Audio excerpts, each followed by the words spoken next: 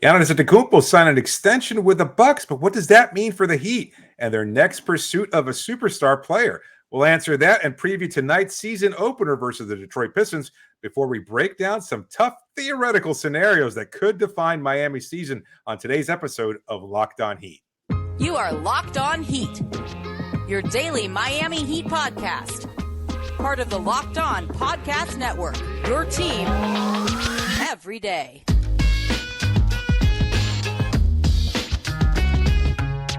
All right, welcome to Locked On Heat, your daily podcast on the Miami Heat. I'm Wes Goldberg. Joining me as always, it's David Ramil. However you're tuning in on YouTube, Odyssey, your favorite podcast app. Thanks so much for making Locked On Heat your first listen every day. Got a fun show for you guys today. We're going to run through some of the extensions that were signed earlier this week and how they impact the Miami Heat. Then look ahead to tonight's opening night game against the Pistons. But we wanted to start with a Miami Heat season edition of Would You Rather. Pretty simple concept here. David and I came up with some Would You Rather questions that we haven't seen each other's list of questions. We're going to just toss them to each other as we go through them. Let's just jump right in, David. Let's start with one of yours. All right. Sounds good. Let's see. So this one's an interesting one. Would you rather have Erik Spoelstra win Coach of the Year or Bam Adebayo win Defensive Player of the Year? Oh, my God. Tugging at the heartstrings right away.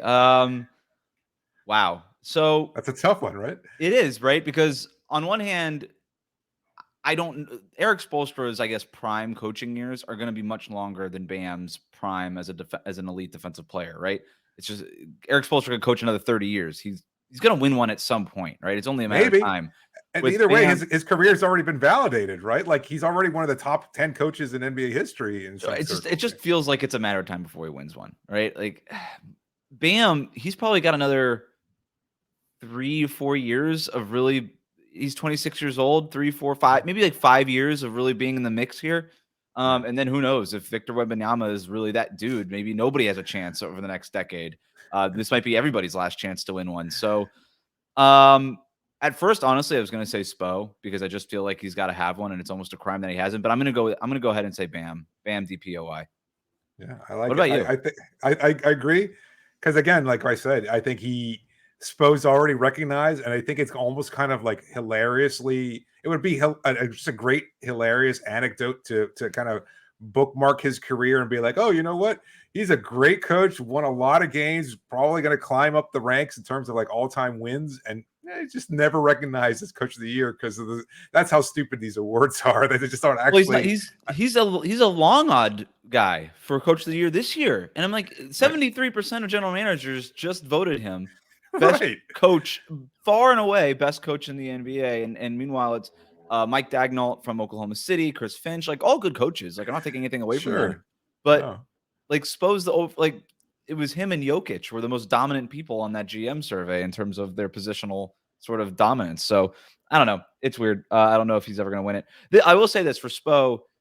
This is the first time I think in a couple of years where I think he has like the low expectations thing working in his favor, despite the fact that the Heat went to the finals. Yeah. I think if they win like 57, 58 games, I think he could be in that mix. If they're one of the top 3 seeds in the East, he could be in that mix. That's what it would be because the expectations, despite them making that finals run, they lost their starting backcourt. You know, they didn't get Dame or Beal or any of this stuff. Like expectations are really low. So if they end up finishing maybe even just above one of Boston or Milwaukee, regardless of where they finish, maybe that'll be enough to get it done. I agree. All right, let's do one of mine here. Would you rather Bam Adebayo or Tyler Herro average 25 points per game this year? Oh, man. Like, I feel like it would be Bam. It should be Bam just kind of to get the critics from Heat Nation and around the country to kind of take their foot off the gas. But I kind of just want to see everybody eat massive amounts of crow on all that's happened to Tyler over the offseason. So I have to lean with Tyler. Like, I think Miami would probably be also a more successful team if Tyler had the higher points per game average too, just based on like, Jimmy's going to get his, Bam's can get, 20 to 25 somewhere in that window. But if Tyler eclipses the 25 point per game mark, I think Miami has a much better chance of being a much more successful team. That puts him like squarely in that De'Aaron Fox territory, right? He averaged 25 points per game last year, and you saw what happened with the Sacramento Kings. They ended up getting the number 1 seed in the West, or number 2 seed in the Western Conference, whatever they ended up with. And they were great. Yeah, I love that you first went with like almost the narrative spin on this. If Bam averaged 25 points per game and is the same level defender that he's been over the last 3 seasons, he would be a top 10 player in the NBA. And that's not even arguable. Like, it's not even close, right? Like, he would just be one of the 10 best players in the league. What does that mean for this Heat franchise? Maybe not even like in the short term, but in the long term, you're like, oh, wait, maybe we do have to rethink what's really going on here with Bam Adebayo, like that whole no ceiling thing. Maybe we should revisit that. I don't really see it happening for Bam just because he's asked to do so many other things. And honestly, I would, for the team's success, I would rather that assist number go back up. And if he could stay around like 21 points per game and those assists can get back up to like 6 or 7 a game, that would be, I think, the ideal thing for him. Tyler Herro, if he's a 25 point per game scorer, I mean, you're talking about kind of having that head of the snake that this team has been sort of looking for here, especially if the shooting numbers are efficient. So I'm with you. I'll go Tyler Herro. I would rather him be at that 25 points per game because also that's sort of what he does. Like, even if Bam doesn't reach that 25 point per game mark, he's going to be elite at all the other things that he does. So this would put Tyler Herro close to elite at the thing that he does best. All right, Agreed. Next one. Would you rather have another play-in tournament run to the semifinals now? Not even the Eastern Conference Finals and certainly not the NBA Finals, but another kind of middling team that can at least get to the semifinals, or a 60-win season that gets swept in the first round? Oh, I doesn't even. I'll take the 60-win season then, because at least I'm taking the months long. Oh my God, they're winning 60 games. We're having fun. I'd rather have that months long thing than have to deal with another months long drag out fight like we did last year, and then get no reward on the back end of that. I'd give me the 60 wins in the regular season and the flame out in the playoffs. I'd take that for sure. What about you? You would take the semifinal run. Who cares? What's the difference? I don't know. It's a tough one. Like, I'm going. I don't want to be the most good for the most amount of people. Like, give me that one. Yeah, 60 wins is fun, but then you're gonna hear everybody just say, "Oh, fraudsters, Miami frauds." Who do they lose to? I guess if they lose to the Knicks in the first round. No, well, 60 wins. They wouldn't Milwaukee or Boston in the first round. That's right. A good point. It would have to be like the Knicks or the Hawks or something. What about like the Hornets? The Hornets make it out of the play-in tournament and sweep Miami after a 60-win season. And it's not like due to injury or anything like that. They just have Miami's number for some reason. I don't know. That would be terrible. Like, I don't think it would be worth it. Like, I'd rather they kind of just struggle through the regular season and then we can all just kind of be like, oh, well, at least they made it to the playoffs and they were okay in the playoffs. Not as great as they were last year. I think I'd probably take the middling team to the semifinals rather than the disappointment of the 60-win season falling short. Let's do one more of mine really quickly here before we go to break, because this is an easy one. Would you rather have Jovic or Jaquez be part of the rotation? Oh, I've got a question similar to that, so we can tie it together. Would you rather have Nikola Jovic thrive next to Bam or have Jaime Jaquez provide a high energy burst off the bench? So I guess it's kind of similar. Yes, but I think the question is Jovic, because again, as much as I like Jaime's game and what he can translate to, I think the potential, if Jovic can reach that potential during the course of the regular season, again, I think Miami's chances of success are much better. Exactly. If Jovic is part of the rotation, that means something popped. Something is working with him, and now we get to see all that tantalizing stuff that we're always talking about. It means he's making those threes. It means he's moving the ball, being part of the offense. And it means he's gotten good enough defensively to hold his own and have those night-to-night minutes. Jaquez, I don't really have any doubt with him, but he's also a rookie. No. And so just timing-wise, it's like, he could be part of the rotation next year. We kind of want to see it with Jovic now. All right. Yep. I got one. Not shocking to you, David. It has to do with a trade. We're going to talk about that as we continue our Would You Rathers after this. Today's episode is brought to you by Prize Picks. Prize Picks makes daily fantasy so easy. It's really simple to play. You can make your picks and you can submit your entry in less than 60 seconds. Quick withdrawals, easy gameplay, and an enormous selection of players and stat types are what make PrizePicks the #1 daily fantasy sports app. I know you got a couple of selections there that you might want to pass along to our Heat listeners here. So first of all, I love PrizePicks. All right. So you've got, and we're at these games a lot of times, and there's like kind of like 45 minutes of just like nothing before tip off, right? Sure. And so that's like sort of my time to just sort of browse to the app and be like, yeah, I kind of like Tyler Herro tonight for this many points or whatever it is. You take the over-unders. It's really simple. And so that's usually when I do it. And I went back into my app right before we started recording to check out what we've got going on for tonight's opening night against the Pistons. I was like, oh my God, I have $102 in my PrizePicks account. Like, just found money. Like when you find a $50 bill in your pocket, you're like, wow, this is great. So that's how I'm feeling right now. So I got a couple of them that I like for this Pistons game. Miami Heat players for this Pistons game. I like Tyler Herro over 20.5 points. Yes. I think we're just going to see Tyler Herro come out firing, headband Herro. That's what we're going to see. I think he's going to score 20.5 points. And if it takes him 30 shots to get there, it doesn't matter. He's going to take them. I like also Tyler Herro over 4.5 rebounds. Over 4.5 rebounds. The Pistons are dealing with some injuries here. I think Tyler Herro is going to crash the boards. I think there's some openings there. And Bam and Kevin Love are going to have their hands full with Detroit's front line, where they're going to be boxing out a lot. I think that's going to just like open up those creases for Tyler Herro to just go in there and snatch some rebounds. 4.5 is slightly below his career average. So I think that's like right where I think that's a good number for him. It's a certainly attainable one. And it's going to be an interesting matchup. So you brought up. Can I give you one more? Yeah, let's hear it. Jimmy Butler, 27.5 points plus rebounds. That's free money. Yeah, that's free money. Guy's fresh. He hasn't played all preseason. Jimmy Butler, 27.5 points plus rebounds. Book that now.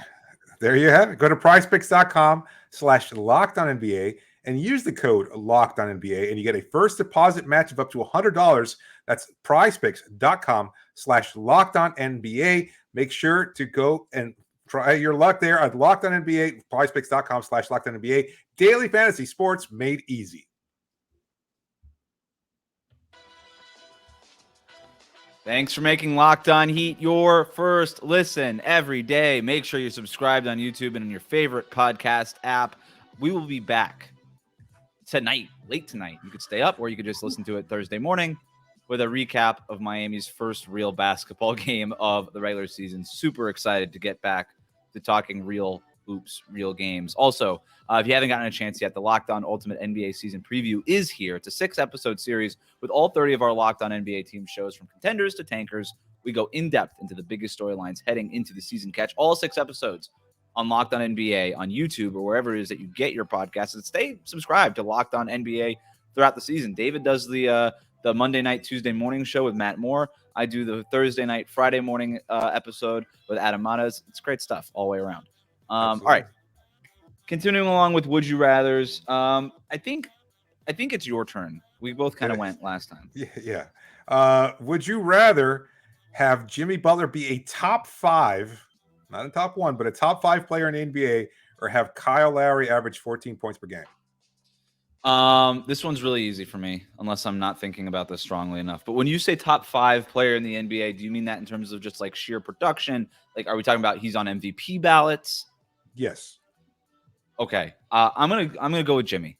I'm gonna go with Jimmy there. If he is that dude, that might be maybe that's like the ultimate realistic ceiling raiser for this team, because we talked about maybe like Tyler Herro, Bam Adebayo averaging 25 points per game.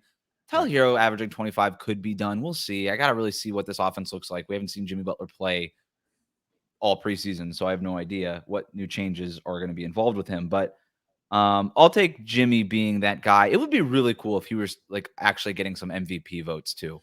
Because the one thing about Jimmy is the advanced stats always love him the way that they love Jokic. He's super efficient, doesn't turn the ball over, doesn't foul. And if he can marry that with some like real, like just stat production that people can notice and see, I think that would just be really cool. Because we never really had a Jimmy Butler season like that. We've seen it in the playoffs, obviously. But in the regular season, we never really had that. I think that'd be really cool. It was a little tougher for me. I think I agree with you. I just think that, so many questions about the point guard position and everything else like that. And I said many times, I don't see his contract getting moved, much to Heat listeners' chagrin. But I think that if he has like again, averaging closer to his career of 14 points per game, that means it's a bounce back season for him. And he's played very well. And that just makes things so much easier for everybody else. And it's kind of like a trickle down effect. You don't necessarily need Jimmy to be that guy during the regular season because you know he can do it during the postseason. And if you get this version that we're talking about in terms of Kyle Lowry, Miami has a pretty good chance of being a very, very good team in the Eastern Conference. So I was going to do my trade one that I teased, but you brought up Jimmy Butler, so I'm going to stay there. All right. Would you rather, for one playoff series this year, have Jimmy Butler or ... Okay, and I'm going to give you some players, and you're just going to tell me Jimmy Butler or that player. All right. Okay. I'm going to start at the very top. Nikola Jokic. For one playoff series, would you rather Jimmy Butler or Nikola Jokic?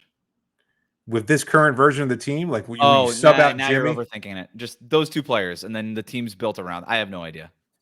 Damn, I can't answer that. I'll just be a Heat homer. I just say it doesn't matter. No way, come on. That doesn't even you're ruining. You got to get down this list a little bit. Come on. You take Jokic. Give me Jimmy over everybody. Jimmy over everybody. Sorry. You take Jokic. No, I don't. Really? All right. Can I give you another one then? I'll just go through them anyway. Jimmy Butler or Giannis? Jimmy Butler or Steph?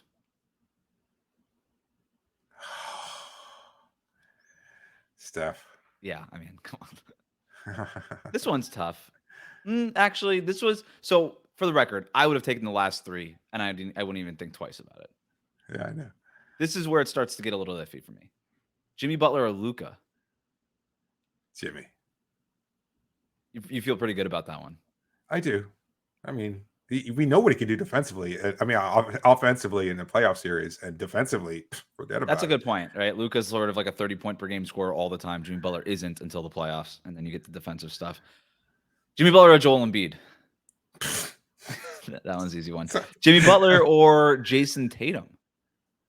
Oh, Tatum I think we've seen that show. Jimmy Butler in the conference finals last year. That was hobble Jimmy, and he took the foot off his gas. It was hobble Jayson Tatum. He had a wrist injury, and I don't know if you heard this, but Jayson Tatum hurt his ankle in the first quarter of that Game 7. Did he? Yeah, I don't know if the Celtics media haven't been talking about that for the last 4 months, but yeah, no, I'll take Jimmy over. I'll still take Jimmy too. I'm just trying to play devil's advocate here. This one's tough, I think. Jimmy Butler versus Kevin Durant. Oh. KD's that dude. KD. He's that dude in the playoffs. I actually might go Jimmy Butler projecting forward. I might be overreacting to the preseason. I didn't love what I saw from Kevin Durant in the preseason this year. He's kind of just like, I don't know, whatever. I also didn't see any of Jimmy Butler in the preseason, so whatever. Yeah, it's a preseason. I'm not too concerned about it. Again, projecting forward here, Jimmy Butler or SGA? I only got a few more for you. Still Jimmy. Yeah, I think I go with that too. But SGA is gonna, we haven't really seen it. Jimmy Butler or LeBron? Oh, current LeBron. Yeah, no, not like big three LeBron. Yeah, I guess Jimmy. I'm still going LeBron on this. I might be the last one to quit LeBron. Jimmy Butler or Anthony Davis? That one's easy, I think. But Anthony Davis was was dominant last year. He was. You already have Bam. You don't need him. Last one, Jimmy Butler or Devin Booker. Also, Devin Booker. There was for 1.5 series, those guys were neck and neck. No, I'm serious. Before Yeah. No, all those historic Michael Jordan numbers that Jimmy Butler was putting up. Didn't Devin Booker shoot 80% in 3 straight games or something? It was crazy. It was a really silly number. And it's a tougher one too. That's a tougher one. I still think I go Jimmy because of all the other stuff, but it's close. Yeah. And then a few months from now, it could just be Devin Booker. I think Devin Booker is the best player on the Suns. I think he's already surpassed KD for that. That's my hot take, but that's more for LOCKEDON NBA. That's a scalding take, yeah. Yeah, I think he's already there. All right, your turn. All right, my last one then. Would you rather have Bam Adebayo lead the league in blocks or have Tyler Herro shoot 38% from 3? Has Tyler ever shot 38%? You're holistically from 3? Because he's hit that in certain advanced markers. Lead the league in blocks would be crazy. Tyler's averaged 38% from 3 twice already in his career. His rookie year and then 2 years ago. So that's not now. If you're telling me 40, give me something like on significant volume. Give me that Klay Thompson number. What was Klay last year? 42%? No, not that hot. It'd have to be like just. Well, then give me just you're giving me like an incremental. average Tyler Herro season or like this insane Bam Adebayo season where he leads the league in blocks. All right, 39.5% from 3-point range. So what did you just give me? An extra 1.5 percentage points? But like on 8 to 9 attempts per game, something like really crazy, and then he's hitting like a lot of those threes. No, maybe, but I think it's you had last year. What'd you say? Like 8 attempts per game? All right, fine. 41%. 41%. Ah, we're talking. That's Klay Thompson. 41%. If you give me Klay Thompson, 10.6 3-pointers last year per game, 41.2%. So give me that, or Bam basically averaging 3 blocks per game, which is what Jaren Jackson Jr. had. Is basically I'm going to say we'll go crazy numbers or elite block numbers. 4 blocks per game or 41% from 3 for Tyler. And how many attempts? 6. 6? Yep, reduced. That's it. That's the caveat. Give me the blocks. You're not even like okay. Even fair. Give me the blocks. It is. It is fair. Give me average Tyler Herro numbers versus just like 41% is not average. Attempts. Yeah. In the year of our Lord 2023, that's like nothing. That's over what he averaged over the first 2 seasons. When he won 6th man of the year, he was 6.7 attempts. Yeah, that's less. You're saying 6 attempts. Yeah, 6 attempts, but you're shooting better, 41% versus 30. No, I need him at, and I seriously want this year for Tyler Herro. I want him shooting 10 3-pointers a game. I think that's what they're going to need. He's not going to. I think they need it. Him and Duncan, between them, they got to average 22 3-point attempts per game. Him and Duncan, who's 90% of his offense comes from 3-point range. Sure, not I get anymore. that. But that's right. Fell in love with the floater. Go back to the 3-point line, Duncan. They got enough people shooting these mid-range shots. They don't need it. No. Yeah, that's where we differed. It's like evolve your game. Why? When we were having our season preview, it was like I want him to diversify his game, and you're like, no, I want just the opposite. I don't want him doing anything but shooting a 3-pointer. Yes, exactly. Shoot the threes, man. They're worth more. Force a turnover or you shoot a 3. I don't care. Yeah, I know. Last one. Would you rather finish the season with Caleb Martin and let him walk for nothing, or trade him for assets that could be used in a star trade down the line? I need a tangible name. As a star trade, I can't give that to you. That's not realistic. You got the trade deadline. That's what we're talking about. I don't know if that trade's happening. Unless it happens, here's the tease for the next segment. We are going to talk about a star that could be gettable by the trade deadline. But would you rather have Caleb Martin for the stretch run here, or trade him for assets that are hypothetical assets? Yes, Caleb Martin. You pick Caleb for the full I think allotment. So. I do too. For the record, I do too. I think you might be surprised by that, but I think if you can win at a high level, you do it and you let him walk. I mean, that's what Denver did last year with Bruce Brown. They never really considered trading him because he was a really good player and they had title aspirations. You're like, all right, whatever. It's not the end of the world if a good player walks away in free agency. I'd rather win the games. You know what I mean? And so I'm with you on Caleb Martin there. Although, if like Highsmith or Hawkes or somebody like this like really pop and need playing time, that could change some of the calculus there. But just in general, I would rather just keep Caleb. All right. Already teased it before, but some of these extensions across the league, they could impact what it is that the Miami Heat do and how it is that they go about acquiring the next superstar. We're going to talk about that next here on Locked On Heat.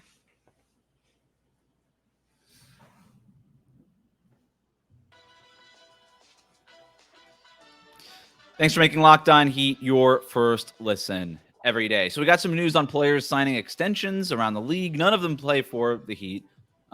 Should be mentioned that Bam declined would be like a 2-year, $97 million extension. He was never expected to take that. It's much more lucrative if he waits. Yeah, dressed it in practice today, and he didn't seem bothered by it at all. Barry Jackson of the Miami Herald kept pressing, trying to see if he was going to get some spicy answer out of it. He did not get one. It was just Bam kind of saying, nah, just me and my agent talked about it. It's not a big deal. It didn't make any sense. And it really didn't make sense for Giannis to sign his extension, but he did it anyway. 3 years, $186 million. And the reason I say that is he could have gotten a bigger extension if he waited. But hey, Buck traded for Dame. He's excited to go. He signed the extension, taking him off the market, tying him to Milwaukee for the length of Damian Lillard's contract, which I think is a key point here. I think this is one of the league's biggest stories right now because Giannis signing this now as opposed to waiting until next summer. A, it comes as a bit of a surprise, and B, I think more than anything, it takes him off the market for teams like the Miami Heat, like the Knicks, like the whatever, all these other teams that are always involved in star trades and rumors like that, takes them off the market.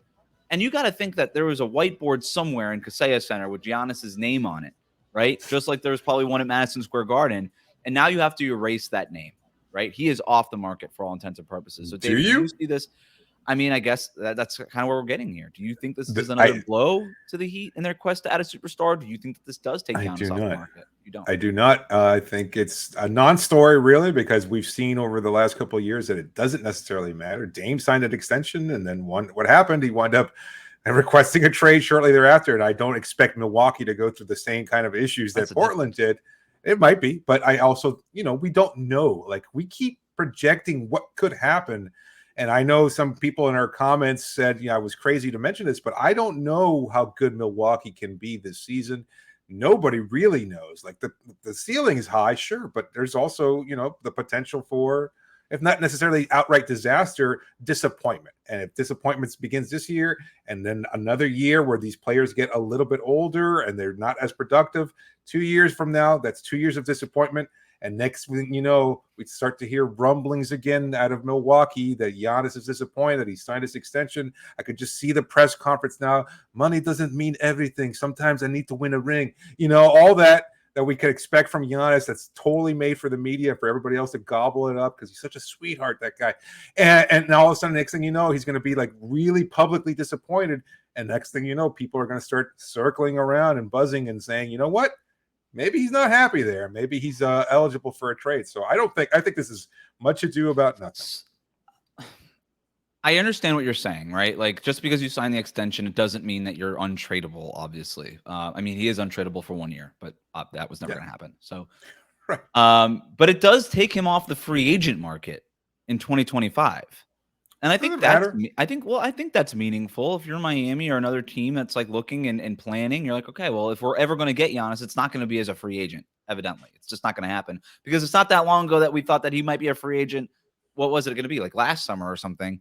And he signed the extension then. So I think it's a big deal, and I do think that this is now twice that Giannis has hinted a little bit at, hey, if you don't make a move, I might not sign the extension. The first time they made the super trade for Drew Holiday, and this time they made that blockbuster for Dame. I just think that he's really happy in Milwaukee. And I think and by the way, I never thought Giannis was realistic in the first place. It was always a pipe dream. And so that's why I guess it doesn't make any real difference to me, is because I never thought it was going to happen in the first place. Right. Yeah. So, but in terms of what you're looking for in terms of a superstar, and if the Heat really are looking at, hey, is this the abyss of a championship window? Do we have to start looking forward to figure out who's going to replace 34-year-old Jimmy Butler in the future? I just don't think Giannis is going to be that guy. Never really did. Certainly don't now. Another extension that got signed was Jaden McDaniels, 5 years, $136 million to stay with the Timberwolves. I don't bring this up to talk about Jaden McDaniels. He's not very important in terms of the Miami Heat's purposes. I mean, whatever. No. Yeah. He's a fine player. Good for him. But now the Timberwolves are in a position where they committed to 3 max contracts between Anthony Edwards, Rudy Gobert, and Karl-Anthony Towns. Anthony Edwards signed his max extension in July. And then another very expensive contract now with McDaniels, who's making almost $30 million a year on this thing. So this team going forward is going to be unbearably expensive as soon as next season, when these 2 extensions between Edwards and now McDaniels kick in. So a move probably has to be made to shed payroll. I mean, it just does. Like, they can't afford this team. And you look at this roster, and it kind of feels like Karl-Anthony Towns is the only logical answer if you're looking to kind of figure out which one of these guys do we have to move in order to have a more affordable roster and more affordable payroll here. If this season doesn't go as planned for Minnesota, I think we could start hearing Karl-Anthony Towns trade rumblings as soon as the trade deadline. I think there's a lot at stake in these next few months. So my question to you, David, should Towns be on Miami's whiteboard now? Hell yeah. Like, I think we've all kind of leaned into this idea that he's soft as baby excrement, in the words of Jimmy Butler, and that there was tension there and everything else. But I think they've quashed what beef they might have had. And I think there's a lot of, again, concerns that maybe he doesn't buy in, that he's problematic, that maybe basketball isn't as important to him.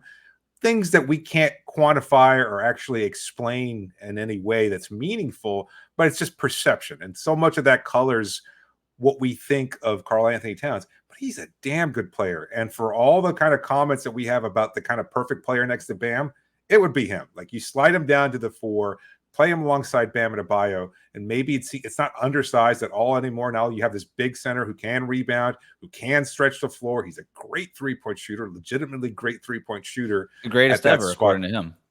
Well, he might not necessarily be a game changer, and it's fun to make jokes. Like he does it to himself. And, he does. And look, there's easy enough to make fun of, but he's a really great basketball player.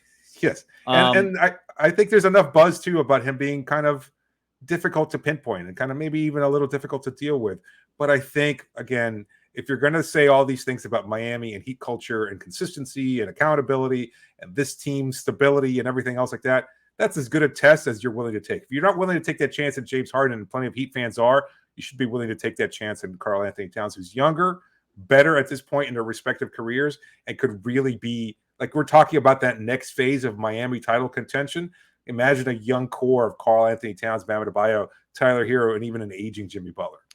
I like the fit. It's not perfect. Karl-Anthony Towns defensively, there's concerns, mistakes in big moments. Is he better than Kevin Love defensively? But yes, I mean, he is. I mean, you're getting a legit 3-point shooter to pair next to your best player going forward, Bam Adebayo, and your current best player, Jimmy Butler, who don't space the floor, right? And Karl-Anthony Towns is like the ultimate floor spacer from the big man position, at least proven track record right now. I wouldn't have the same concerns that I have with Kat and Rudy Gobert, because Rudy Gobert is a 0 on offense. He's a straight 0 on offense. He can't shoot it from more than 3.5 feet away, and he doesn't even bother to try, right? He has no post moves to speak of. He never bullies anybody smaller than him. He's not much of a passer. He's a 0. He's a 0 on offense. He's a great defender. 0 on offense. Bam isn't like a floor spacer, but he's got the 15-footer. He's an elite passer at that spot. He's one of the best screen setters in the NBA, which I guess is what Rudy Gobert could also claim too. But Bam is far from a 0, and he also scores 20 points per game. Let's remember that. Rudy Gobert doesn't even touch that. So I wouldn't have those same concerns, and they're more versatile, and there's more spacing and all that kind of stuff. So I would go after it. And by the way, in case anybody's wondering, if Minnesota's looking to avoid salary cap hell going forward, the Heat have a pretty juicy expiring contract in Kyle Lowry. That is, I'm just saying, it's $6 million away from Towns. You put Lowry and call it Caleb Martin together, and you're right there. And you might not even have to do that.